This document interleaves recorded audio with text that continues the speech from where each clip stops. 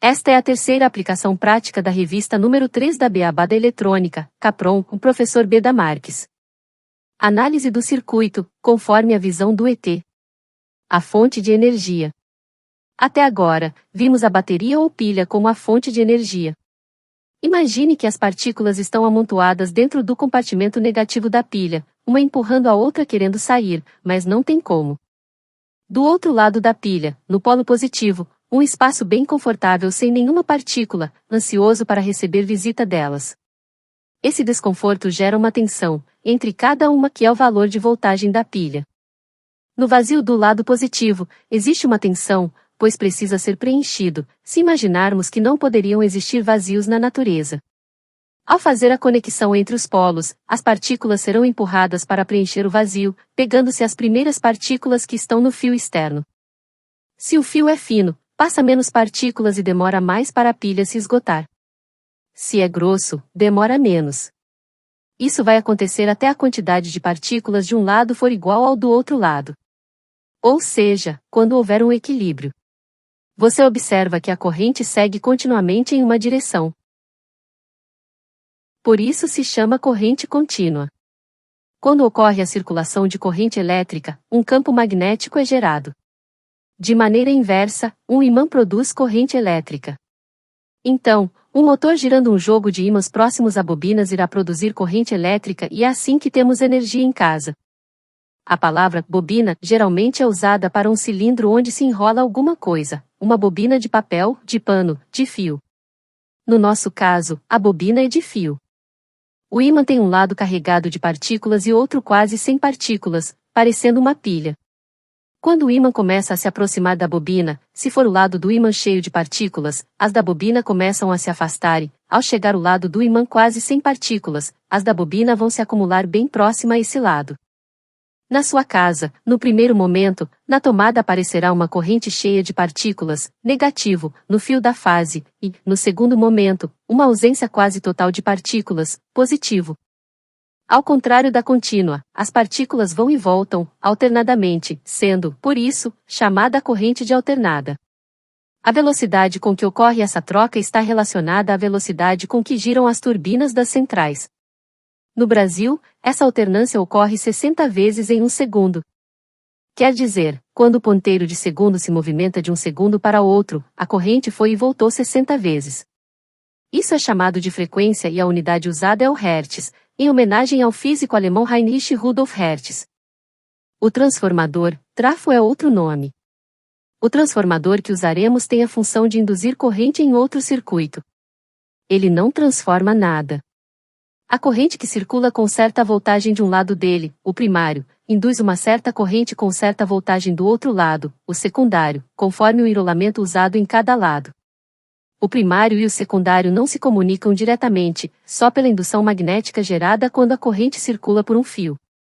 Se você usar o mesmo tipo de fio e enrolar uma quantidade de fio para o primário e, sobre este, uma mesma quantidade de fio para o secundário, você terá a mesma voltagem induzida no secundário sem que os fios se tocassem.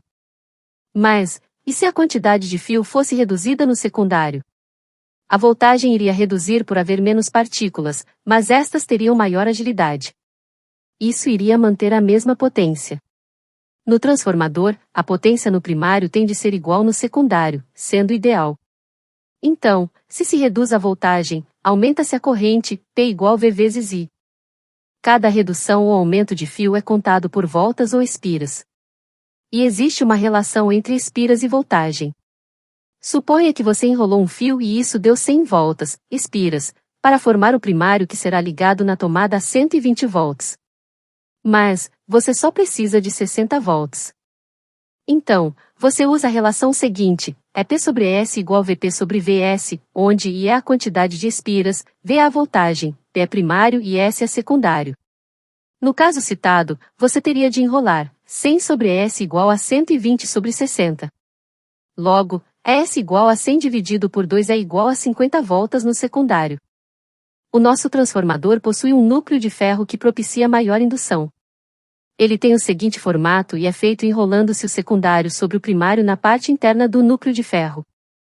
O primário pode ter 2 ou 3 fios, um para 0 volt, um para 120 volts e outro para 220 volts. Vamos usar os dois primeiros.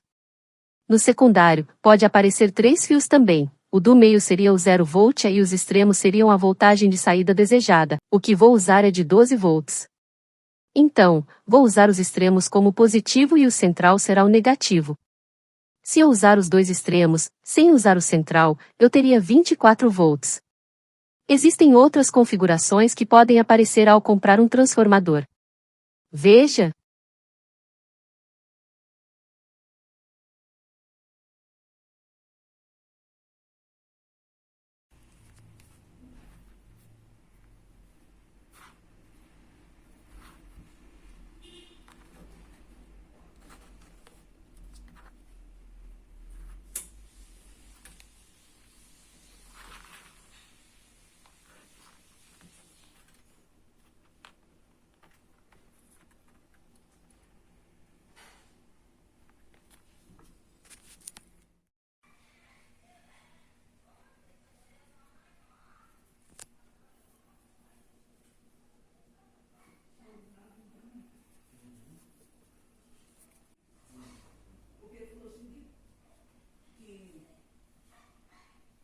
Existe uma forma, todo mundo sabe onde compra, todo mundo sabe onde vende. Você imagina? Não.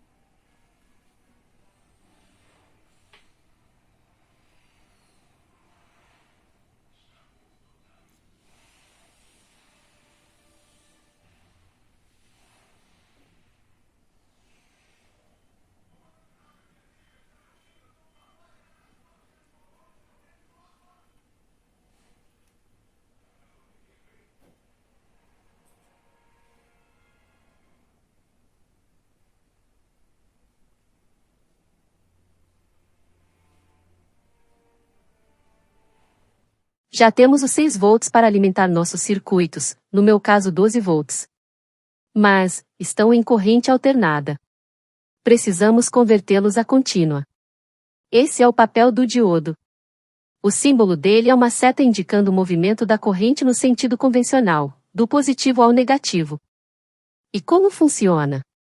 Quando o diodo de cima está puxando a corrente, o ponto se torna positivo e as cargas seguem para o terminal central, pois o diodo de baixo não permite a corrente nesse sentido. Quando a corrente inverte, o diodo de cima não permite nesse sentido, mas o de baixo, sim, e a carga sai pelo terminal do meio. Assim, sempre haverá corrente no negativo e no positivo, como numa pilha. O problema é que será uma pilha com tensão subindo e descendo, por causa da variação na corrente alternada. O que fazer? Tínhamos de encher de corrente quando estivesse caindo. Isso. Esse é o papel do capacitor. Ele receberá carga quando estiver em uma mão e, quando estiver na contramão, irá liberar sua carga para preencher o vazio que estava se formando. O LED é o indicador que há energia disponível na fonte. Para calcular o resistor para o LED eu pegaria VA igual 17, não sei o porquê da voltagem de 14 pular para 17 ao colocar o capacitor, menos VB igual 2,5, o mínimo necessário para o LED branco que sobraria depois de passar pelo resistor, igual a R, que queremos saber, vezes 0,02 a corrente máxima suportada pelo LED. Isso daria 14,5 igual R vezes 0,02. Então, R igual 14,5 sobre 0,02 é igual a 725 ohms. Aí, eu arredondo para o maior valor. No caso, eu usaria 1K. 14,5 é igual a 1000 vezes I igual a 0,0145 amperes, ou 14,5 miliamperes, o que não queimaria o LED. Fiz as medições com um multímetro e obtive LED igual 2,82 volts, R igual 13,50 volts, e corrente igual 13,60 miliamperes, considerando os 17 volts. Então, 13,50 mais 2,82 igual 16,32 volts, quase os 17. E 0,0136 amperes vezes 1000 ohms igual a 13,6 volts, DDP deu 13,50 no resistor.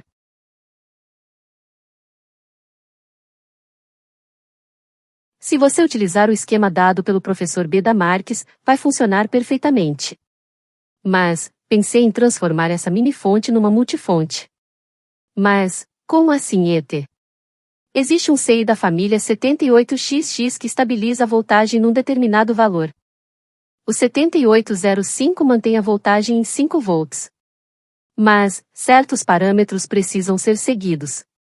Acima, o formato dos invólucros e a tabela de limites obtidos no site da Nova Eletrônica. Nessa multifonte, eu uso o trafo de 12 volts e 400 mA. Então podemos ter saídas de 5 até 15 volts. Por quê? Porque VM e max, voltagem de entrada mínima e máxima, nossa é de 17 volts. A amperagem máxima, ISMAX, não superará 400 mA. E as voltagens de saída serão 5, 6, 8, 9, 10, 12 e 15 volts. Na verdade, pretendo usar somente as voltagens de 5, 6, 9 e 12 volts. Essa fonte está mais voltada para experiências simples que não exigem muito. No mesmo site da Nova Eletrônica, se recomenda. Necessário se o regulador está localizado a uma distância maior que 8 cm do filtro, capacitor, recomendado em circuitos que precisam limitar ruído de alta frequência. No nosso caso, podemos usar sem esses capacitores. Além disso, adverte. A tensão reversa ocorre em cargas indutivas tais como motores, relés, transformadores e eletroímãs e a fim de proteger contra este problema, o circuito regulador de tensão deve incluir um diodo adicional, o chamado diodo flyback, que deve ser colocado entre a entrada e a saída. Este diodo pode ser um diodo retificador comum, como os diodo 1N400X. Lá, se sugere algumas maneiras de como produzir voltagens de saída diferentes. Veja! O exemplo abaixo usa um diodo 1N914 para reduzir a tensão. Leve em conta que cada diodo tem uma tensão de queda diferente. No caso do 1N914, que é um diodo rápido, a tensão gera em torno de 0,7 volts. Só entendo que se deva usar a multifonte para um circuito por vez somente. 2 diodos 1N4004 ou superior. Um LED branco. Um resistor de 1 kΩ, por 1/4 de watt. Um capacitor eletrolítico de 1000 microfarads por 16 volts. Um transformador de 110 a 220 volts para 6 volts por 250 mA. Um interruptor simples.